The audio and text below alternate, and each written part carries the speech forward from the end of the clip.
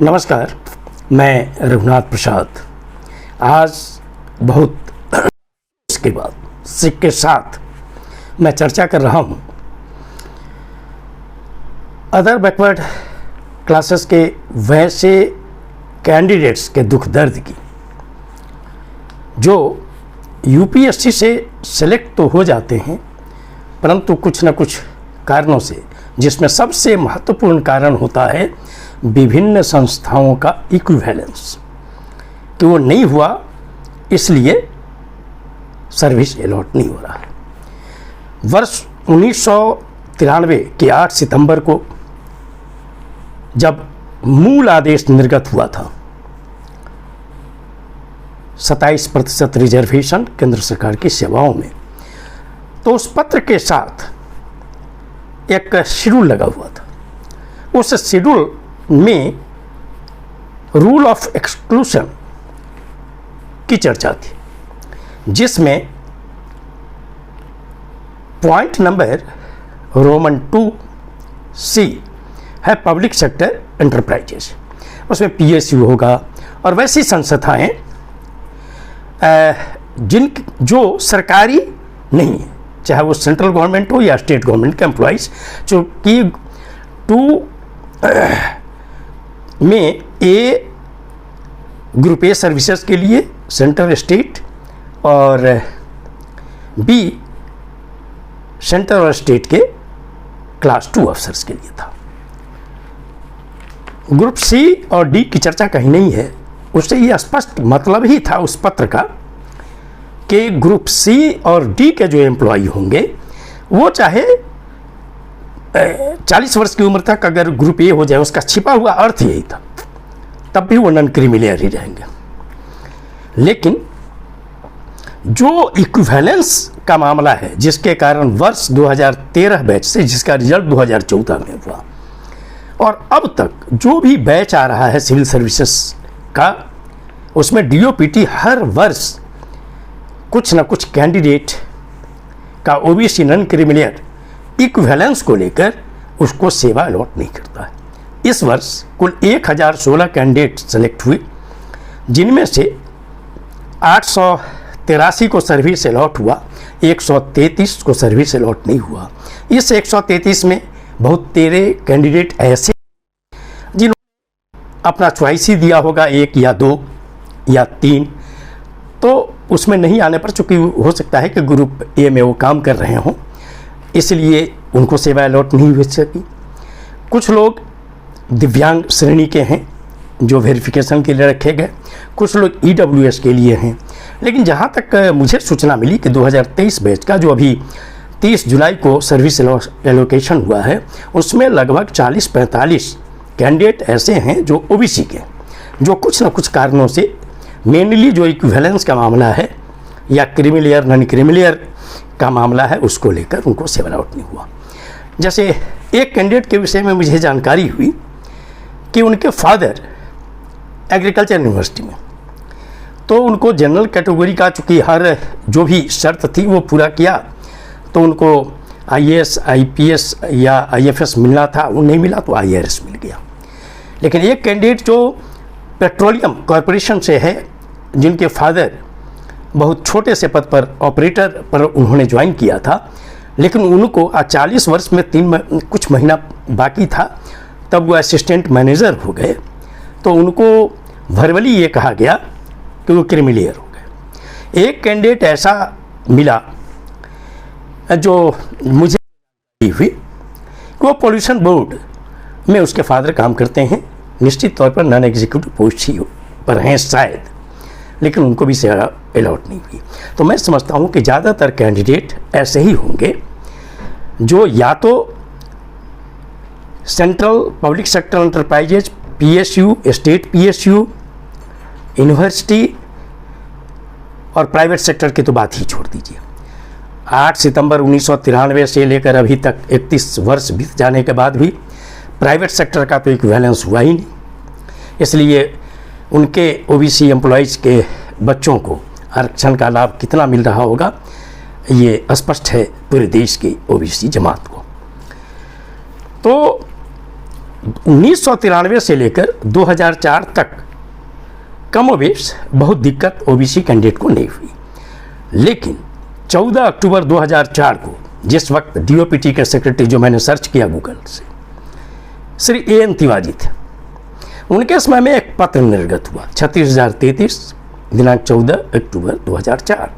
उसका पैरा 9 ने problem create किया, जिसमें दे दिया कि जिन संस्थाओं का इक्विवेलेंस नहीं हुआ उनका दो तरह से डिटर्मिनेशन होगा, क्रीमिलियर, सैलरी अलग जोड़ी जाएगी और अदर सोर्सेस ऑफ इनकम अलग जोड़ा जाएगा। दोनों में से कोई भी अगर जो लिमिट है उससे ज़्यादा होगा, जैसे आज के समय में 8 लाख, तो वो क्रीमिलियर माना जाएगा। इसे क्या कहा जाए? इक्विवेलेंस कराने की जिम्मेवारी किनकी है? वर्ष 1993 से लेकर अभी तक लगभग 2 दर्जन सेक्रेटरी रहे, उनके अधीनस्थ पदाधिकारी होंगे, कर्मचारी होंगे, क्या उनकी जिम्मेवारी नहीं बनती है इक्विवेलेंस कराना? लेकिन नहीं हुआ। लेकिन यह चिट्ठी निकल गई और उसका पैरा 9 सबसे खतरनाक साबित हुआ। ये ओबीसी नॉन क्रीमिलियर के लिए एक दंश है, एक श्राप है।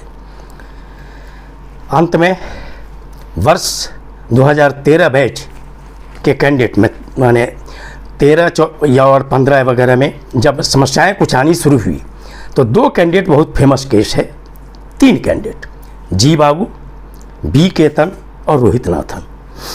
तो जी बाबू और केतन का मामला कैट चेन्नई में चला।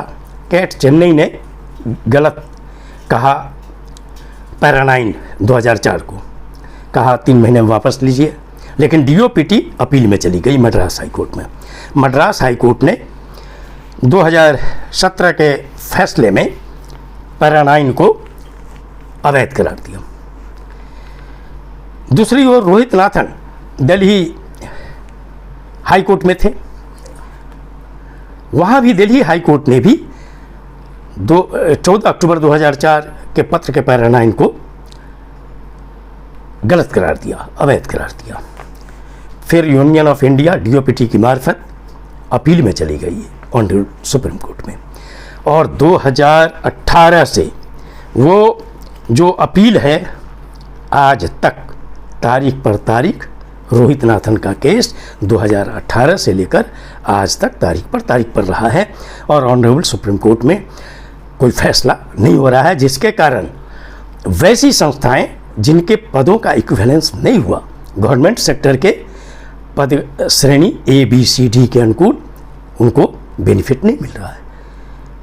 प्राइवेट सेक्टर जहां 97% एम्प्लॉयमेंट है, उनके ओबीसी कैंडिडेट के बाल बच्चों का क्या हाल है 31 वर्षों से, ये सामान्य सोचने की बात है। साथ ही मैं समझता हूं कि पूरे देश में किसी भी राज्य सरकार ने, यूनियन टेरिटरी ने अपने यहाँ के पब्लिक सेक्टर अंडरटेकिंग के पदों का कोई वर्गीकरण नहीं किया सरकारी संस्था के साथ। उनके बच्चों को भी यही फेस करना पड़ता है डीओपीटी के माध्यम से। यूनिवर्सिटी के लगभग 45 सेंट्रल यूनिवर्सिटी हैं, लगभग 600 सरकारी यूनिवर्सिटी हैं। किसी के भी पद का, चाहे वो टीचिंग हो या नॉन टीचिंग हो, उसका गवर्नमेंट सेक्टर के ABCD के अनुपात में नहीं हुआ। आखिर ये किसकी जिम्मेवारी है? हम लोग बहुत खुश हुए थे कि रोहित नाथन के केस का फैसला होगा तो इस समस्या का निराकरण हो जाएगा, लेकिन 22 अगस्त 2024 को अगली तिथि है। देश की ओबीसी जनता बहुत बेसब्री से प्रतीक्षा कर रही है कि ऑनरेबल सुप्रीम कोर्ट इस मामले में क्या करता है। अब मैं कहता हूं कि जब वर्ष 2017 25 अक्टूबर को हेवी इंडस्ट्री मिनिस्ट्री ने इक्विवेलेंस किया सेंट्रल पब्लिक सेक्टर एंटरप्राइजेज का, तब हम लोगों को ये लगा कि ये सभी जो भारत सरकार की जितने भी, चाहे महारत्न हो, नवरत्न हो, मिनी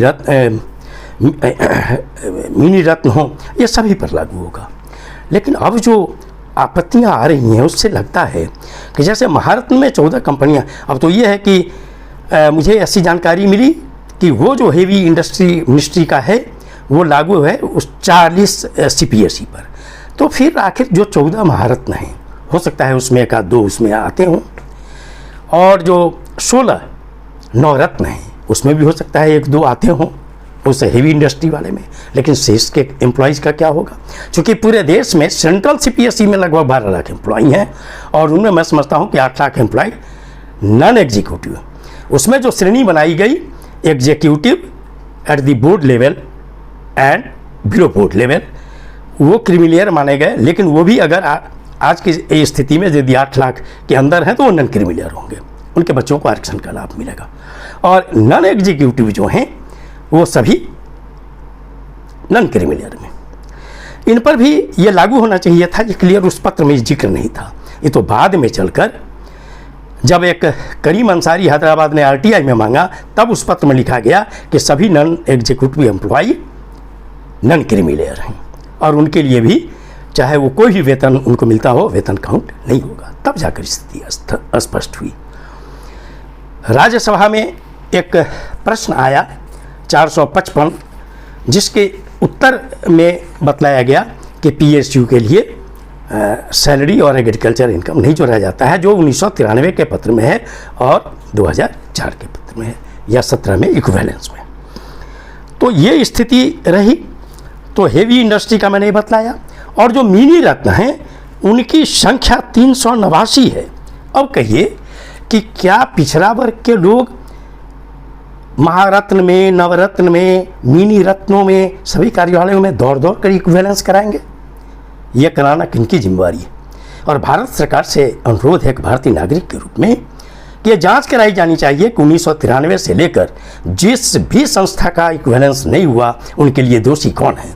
और मैं तो अनुरोध करूंगा कि जैसे 2017 के 6 दिसंबर को फाइनेंस मिनिस्ट्री ने इक्विवेलेंस किया, जो लागू है सार्वजनिक क्षेत्र के बैंकों पर, इंश्योरेंस कंपनियों पर, फिनेंशियल इंस्टीट्यूशंस पर और PSUs पर, तो ये हेवी इंडस्ट्री मिनिस्ट्री और फाइनेंस मिनिस्ट्री के जो हैं, इसके आधार पर एक समेकित एक डिसीजन होना चाहिए DOPT का कि देश का चाहे वो महारत्न हो, नवरत्न हो, 389 अन्य मिनी रत्न हो, सभी स्टेट सर्विसेज के जो PSU हैं सब में यही लागू होगा कि जो मैनेजेरियल पोस्ट है वो क्रीमिलियर माने जाएंगे, और जो नॉन मैनेजेरियल हैं वो नॉन क्रीमिलियर माने जाएंगे। जो एग्जीक्यूटिव हैं वो क्रीमिलियर माने जाएंगे, जो नॉन एग्जीक्यूटिव हैं वो नॉन क्रीमिलियर माने जाएंगे। और जैसे ग्रुप C और D एम्प्लॉय, जैसे बैंक वाले में हुआ, LIC वाले में हुआ कि जूनियर मैनेजरियल स्केल 1 से ग्रुप A मान लिया गया और क्लर्क प्यून को C माना गया, तो यही होना चाहिए कि जो नॉन एग्जीक्यूटिव हैं सभी PSUs में, पब्लिक सेक्टर एंटरप्राइजेज में, उनको ये C और D के रूप में ही माना जाना चाहिए। एग्जीक्यूटिव A और B में हो सकते हैं। तो अगर नॉन एग्जीक्यूटिव पोस्ट का आदमी यदि PSU में है, CPSE में है, स्टेट PSU में है, तो अगर वो C और D है, नॉन एग्जीक्यूटिव है, तो वो अगर 40 वर्ष की उम्र तक अगर एग्जीक्यूटिव हो जाता है तब भी उनके बच्चों को आरक्षण का लाभ मिलना चाहिए 1993 के प्रावधान के आधार पर। और 2004 में चूंकि क्लैरिफिकेशन है कि C और D यदि ग्रुप A हो जाता है 40 वर्ष की उम्र तक, तब भी वो नॉन क्रीमिलियर हो माने जाएंगे। यही मान्यता मिलनी चाहिए सेंटर और स्टेट के सभी PSUs और PSEs को, साथ ही यूनिवर्सिटी को, और प्राइवेट सेक्टर के लिए भी अलग से 31 वर्ष बीत गए, उसके लिए भी भारत सरकार को सोचना चाहिए कि क्या हो सकता है। अब मैं कुछ चर्चा ये करना चाहूँगा कि यदि 31 वर्षों तक ये नहीं होता है, अगर इक्विवेलेंस नहीं हुआ, तो क्या ये विद्यार्थियों की जिम्मेवारी है? वे छात्र क्यों दोषी हों कि जब फाइनेंस मिनिस्ट्री ने इक्विवेलेंस किया या हेवी इंडस्ट्री मिनिस्ट्री ने किया, तो सभी लोगों में ये हुआ कि जो मैनेजरियल पोस्ट है किसी भी PSU में, किसी भी पब्लिक सेक्टर एंटरप्राइजेज में, नॉन एग्जीक्यूटिव पोस्ट वाले, इसीलिए जो अथॉरिटीज़ हैं जिलों में, उन लोगों ने भी उनको नॉन क्रीमिलियर सर्टिफिकेट दिया। तो ये सिर्फ तकनीकी आधार है, और तकनीकी आधार बनाकर यदि DOPT इस तरह से सेवा अलॉट नहीं करता है अदर बैकवर्ड क्लासेस के लिए, तो मैं भारत सरकार से अनुरोध करता हूं कि निश्चित तौर पर इसको सीरियसली देखा जाए। और मैं सोशल जस्टिस की राजनीति करने वाले सभी राजनीतिक दलों से अनुरोध करता हूं कि संसद में तो इस इशू को उठाया ही जाए कि 1993 से आज तक उन संस्थाओं का जिनका इक्विवेलेंस के कारण बच्चों को दिक्कत हो रही है, उनका इक्विवेलेंस क्यों नहीं हुआ और उनके लिए कौन दोषी हैं, उसकी जांच कर उन लोगों के विरुद्ध कार्रवाई होनी चाहिए। और दूसरा कि एक समेकित आदेश जितनी जल्दी हो सके वो निर्गत होना चाहिए जिन संस्थाओं के इक्विवेलेंस नहीं होने के कारण उनके बच्चे परेशान हो रहे हैं। दूसरा कि 2004 14 अक्टूबर का जो पत्र है, मैं यहाँ पर चर्चा करना चाहूँगा कि 16वीं लोकसभा में जो बैकवर्ड क्लासेस की वेलफेयर कमेटी थी, पार्लियामेंट्री कमेटी, उनका रिपोर्ट सबमिट हुआ 2018 में सरकार के समक्ष, संसद के समक्ष कहिए। उसके चैप्टर 3 में इसका वर्णन है, 14 अक्टूबर 2004 के पत्र का। उसमें डीओपीटी ने, मतलब उसमें यह हुआ कि आखिर ये पत्र कैसे निर्गत हुआ, होना तो चूंकि इतना इंपॉर्टेंट था, पैरा 9 के तो कैबिनेट से अप्रूवल होना चाहिए था। तो आपको जानकर आश्चर्य होगा कि डीओपीटी ने जवाब दिया है कि वो जो फाइल है वो मिसिंग है, नहीं मिल रहा है। और सोशल जस्टिस मिनिस्ट्री ने कहा है ये चैप्टर 3 में वर्णित है उस रिपोर्ट के, परहैप्स मेरे ख्याल से वो पेज 28-29 होगा उस रिपोर्ट का। और सोशल जस्टिस मिनिस्ट्री ने कहा है कि उनसे कोई ओपिनियन नहीं लिया गया है। तो यह निश्चित तौर पर सोचने का विषय है कि आखिर इतना इम्पोर्टेंट फाइल कैसे गुम हो गया है। मैं इस वीडियो के अंत में पुनः भारत सरकार से और विशेषकर डीओपीटी से अनुरोध करता हूं कि इक्विवेलेंस के खेल को समाप्त किया जाए। अब ये दंश बैकवर्ड क्लासेस कैंडिडेट के लिए माने लगता है कि नन क्रीमिलियर ने उनके जीवन को मानसिक यंत्रणा से भर दिया है और जो लोग केस लड़ रहे हैं वो आर्थिक यंत्रणा से गुजर रहे हैं और समाज में उनके लिए होता है कि इनका रिजल्ट हो गया और बाद में जब इनको सर्विस अलॉट नहीं होता है तो सामाजिक प्रताड़ना भी इनको झेलनी पड़ रही है।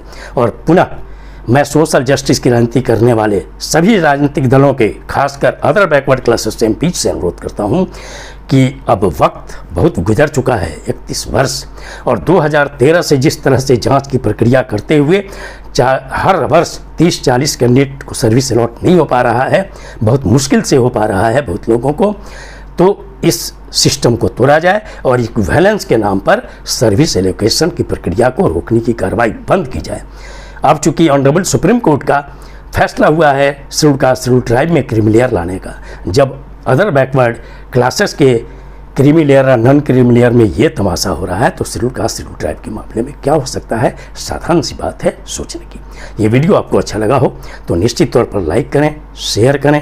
अब तक मेरे चैनल को आपने सब्सक्राइब नहीं किया, सब्सक्राइब करें, बेल आइकन को बस टच करें ताकि मेरे हर आने वाले वीडियो का नोटिफिकेशन आपको तुरंत मिल जाए। आप सभी लोगों के लिए शुभकामनाएं। धन्यवाद। जय।